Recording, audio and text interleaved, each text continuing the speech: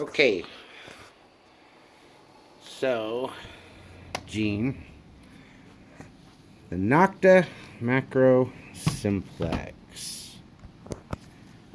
Get my glasses. This detector is a hot rod that doesn't cost lots of money. Move all this stuff, sorry. I'm going to just show you how to set it up. So when you get yours, put it together, you'll know what you're doing.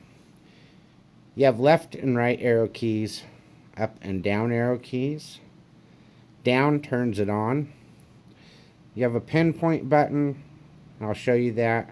And then this is what's gonna scroll through our menu when we turn it on. So let's just turn it on and let it load up. Turn it on. And it looks like that because it's going through a camera. Your metal detector won't have those lines on it.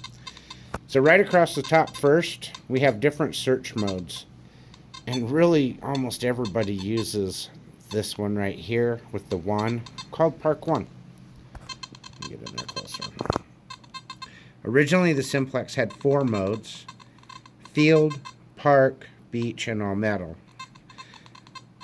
And there's differences, but Park 1 gives you 3 different tones: low tones, medium, and high tones, depending on your targets. And that's why I think everybody uses it, even the beach people do. But I'll just show you how I set mine up. I like mine on Park 1. Then I get low tones and high tones, and I can kind of pick and choose. I pretty much dig it all anyways. But I'll show you. A nickel is a low tone and a low number. They usually ring up 30 in the ground. Dime is going to give you a high conductor and a high tone. So that's the differences. If I put it in field mode, which was originally just a deep seeking mode, everything sounds like this.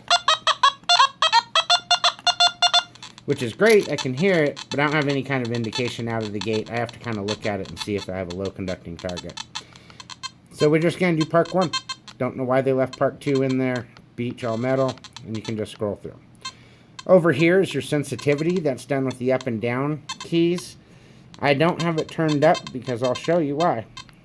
If I turn it up, I'm just going to get EMI all over the place. It's just too powerful. So we turn it down a couple. Over here is my depth indicator. Every bar equals 2 inches. That would be 4 inches, 8 inches. When they double tap, they're right on the surface. Over here is my battery life, and this is a mineralization bar. So when you turn your detector on, you're going to want to put it in Park 1. Now down here is a menu, and I'm going to scroll through my menu by pushing this button and using my left and right arrow keys. So my first option is volume. So left would be down, right would be up. I'm pretty deaf, so I turn mine up.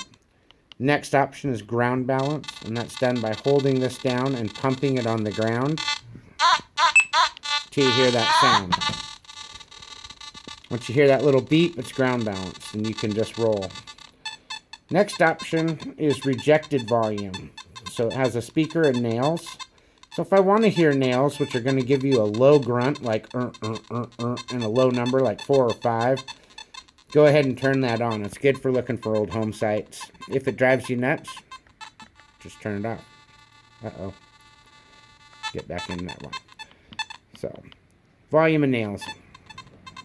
Notch discrimination is done by pushing your pinpoint button using your right arrow keys to block out stuff. I don't recommend that. You're just not going to find targets. Frequency shift is next. If you are getting EMI, you can change channels. And it'll help it clear up. On most metal detectors, that doesn't really do much. Next option is your headphone volume. If you decide to go with wireless headphones later, it's done from your metal detector. Next option is vibrate mode. Right or left is either on or off. and it vibrates your handle when you get a target. So that is your screen light. You choose how much you want. You can turn it down to save batteries. You can turn it off. You can have it to where it lights up when you hit a target. I mostly hunt during the daytime, so I just leave mine off, but for the video we'll leave it on. And your last option, right or left, on or off, is an LED flashlight. Back there. And I'll turn that back off. So that's your Nokta Simplex. Here's we're going to go through it, what I do. So I'm going to turn my detector on.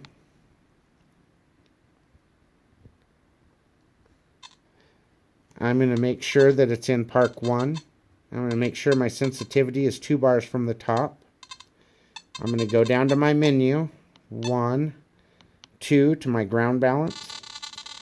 I'm going to hold this down and pump it. And then I'm going to go metal detecting. Now this button also serves as a pinpoint button and a mute button. So sometimes when you turn your pinpointer on, you're going to get interference between the two. A quick tap mutes the metal detector so you don't hear the interference. A quick tap back on turns it on. But if you hold it down, it becomes the pinpoint. And if I move a coin on there, it's going to be kind of hard to do with one hand. But I'm going to give it a try.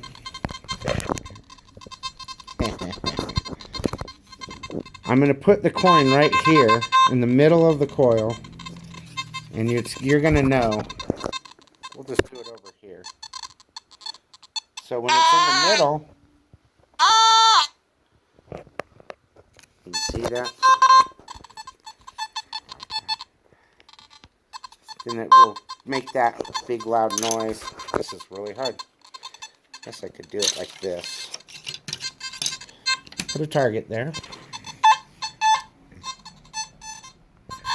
Gonna hold that button down when it's dead center on the coil over the target.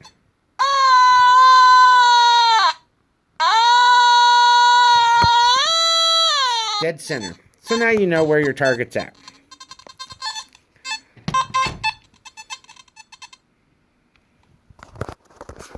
The one-handed stuff was a little weird. Lots of videos on YouTube of the Simplex guys, so hope your son enjoys the metal detector, Gene. And that's it. Happy hunting.